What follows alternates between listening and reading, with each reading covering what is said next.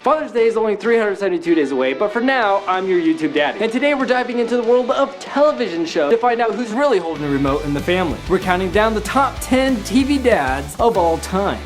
Step back in time, let's ride with Crazy Nate as your guide. Classic TV dad side by side. Top 10 lists, let's collide. Laugh and learn from the best part, and humor forget the rest. Crazy Nate's putting them to the test. Who's the top dad? Watch and be impressed. Starting off at number 10 is Hal from Malcolm in the Middle. Why is he at the bottom, you ask? It's his heart of gold and his never-ending schemes that truly make him one of a kind. Once you begin the path, there is no leaving the path. Plus, he dances and roller skates like nobody's watching.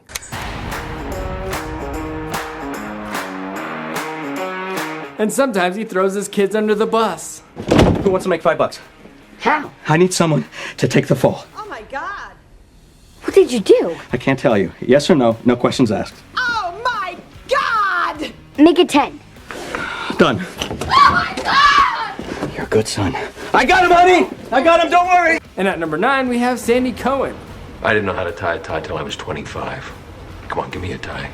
Sandy's down here because, well, let's be honest, those eyebrows steal every scene. But don't let the brows fool you. He's the dad who not only opens his home to the less fortunate, but also has a huge heart. Come on, let's go.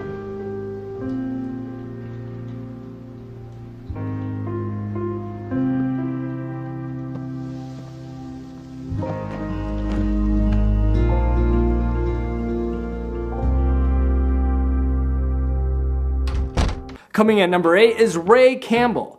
Why isn't he higher? Well, maybe it's because he spends more time negotiating with teenagers than closing business deals. But with his patience of a saint and a sense of humor to boot, Ray shows us that love and laughter are the key ingredients to any family. Daddy? Can Tia bring me some spaghetti? You want to hear the truth? No. I got crackers in my room. And on several occasions, he even saved their lives. All I'm looking for is a little love. Oh my gosh. What's love got to do with it? Not only did you disobey me, but you put yourself and your sister in danger. How could you be so stupid? Let's cut to the chase. Anything you want, anything at all, come on, just ask me, come on. Okay. Well, Dad, can I? No! Also, if you notice, in Sister, they're both wearing WWJD bracelets. Climbing into number 7, meet Mike Brady. You know something? Your mother would be very proud of you right now. The master architect of a perfectly blended family. This fine new girls' clubhouse belongs to all those who participated. And looking around, that seems to include everyone. From the first time we saw him, Mike's blueprint for family unity takes form as he skillfully merges two families into one with compassion, grace, and a little bit of chaos. Mike! Thank goodness you saved the cake!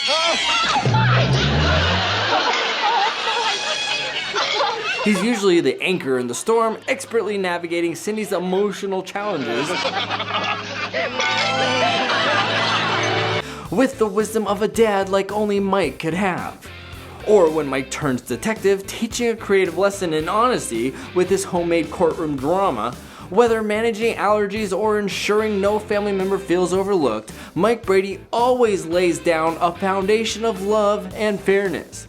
When he's at work, Dad designs houses, and when he's not at work, he's building a home. It's just a dumb old play anyway. Dumb old play. You can't talk like that to Prince Victor. Beep, beep, beep, beep, beep, beep. It is a dumb old play. Honey, what's the matter? Yesterday you were jumping around here. Are the boys giving you a rough time? Because you tell me if they are, I want to know. It's not that. I don't think the play is a big deal anymore. And you don't even have to come if you don't want to. Don't want to? Oh, sweetheart, I wouldn't miss that for anything in the world. That's why he made it to the list.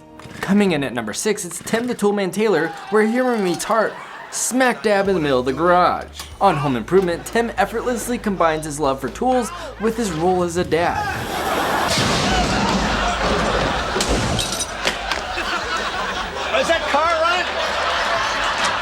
Remember how he turned installing a satellite dish into a family bonding project? Be sure the trigger switch is not locked in the on position. Any idiot knows that.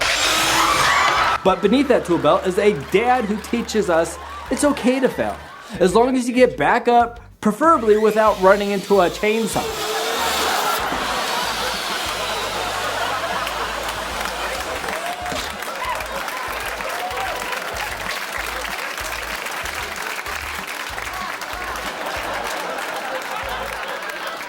Perfect, Al. He's always there for his kids, whether it's helping with a science project or sharing his feelings during family challenges.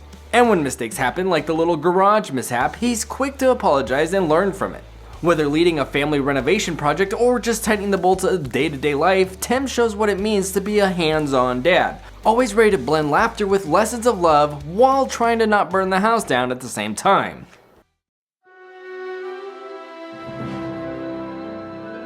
Hey you, don't just sit there with a remote in your hand wishing for delicious treats.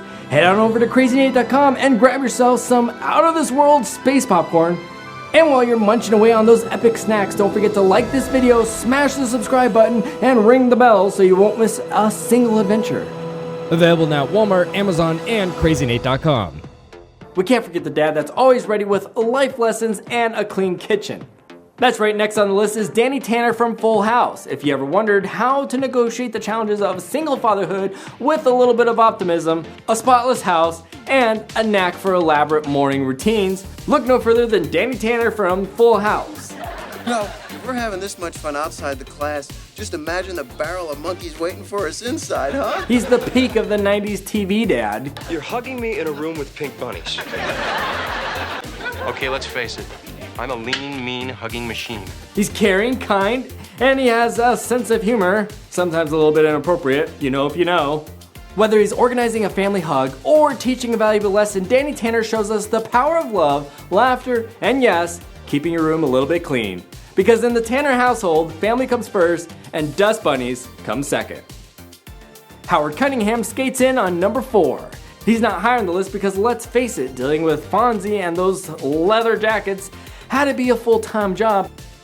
Well, it's your decision, Richard. It just seems to me that girls who are impressed by jackets with demons written on it might not be worth impressing. But Mr. C is the dad who reminds us that sometimes all you need is a warm smile and a hearty sit on it to make everything right in the world. Dad, listen, I think you should tell a few jokes, especially that one about the nearsighted ostrich with the hat. That would always knock some dead. Richard? Yeah? Go to the field and sit on it. Taking the bronze at number 3 is Andy Taylor. Andy's not just the town sheriff, he's a single father who handles parenting with the same loving wisdom as he does the crime in the town. A great example would be teaching Opie the consequences his bad decisions have on others, using a dead bird as an example. Yeah, that's what they need, all right. They need a bigger place. They need a real bigger place.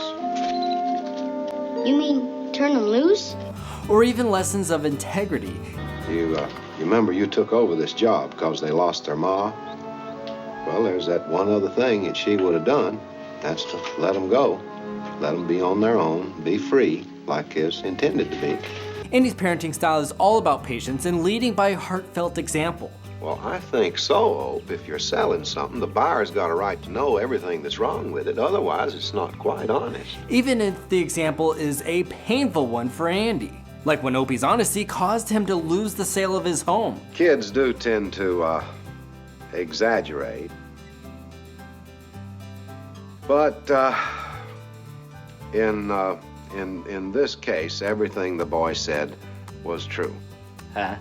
He navigates the complexities of fatherhood with a smile, making him a pillar of strength and kindness in both his home and his community. So effective, he even reaches through the screen teaching us as well. Andy Taylor isn't just a good sheriff, he's also an extraordinary dad. And that's why he's soaring in at number 3.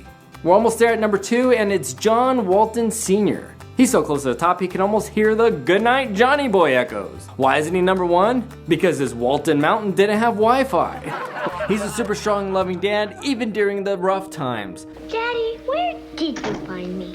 Hiding behind one of your mama's smiles, honey. John is always there for his family, helping them get through the hard days and teaching them important lessons. Grandpa's gonna have a new story to tell. He shows his kids how important it is to work hard and be kind to others. Something's at the chickens. John Boy, you come with me. John does more than just make money though. He helps his family grow up to be good people. He makes sure they have what they need and helps them follow their dreams. And a lot of times, being that this takes place during the Great Depression, there's not any money to be made. But he always works hard to find a way for his family to survive regardless. And that's why John Walton is an amazing dad and takes the number 2 spot on our list.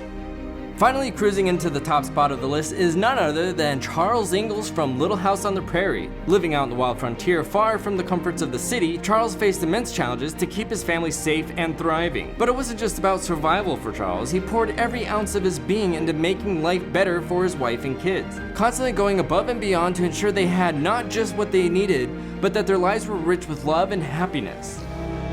I think you love her more than I do. So I want you to have her.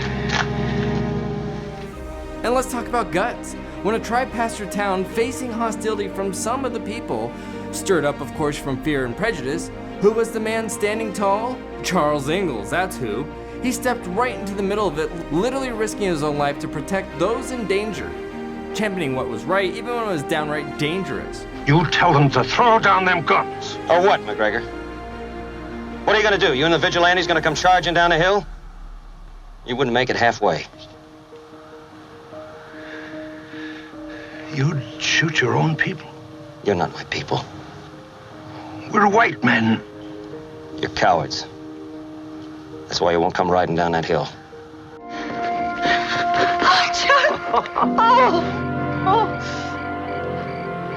We won.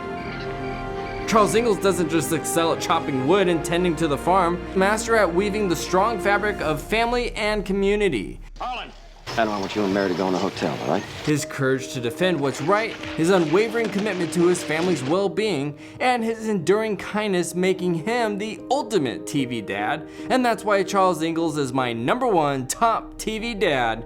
He's not just raising a family, he's raising the bar for dads everywhere.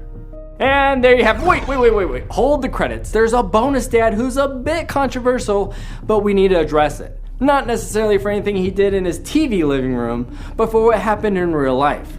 That's right, I'm talking about Dr. Cliff Huxtable from The Cosby Show, portrayed by Bill Cosby. On screen, he was the peak of TV dad that we ever had. Off screen, well, that's a different story.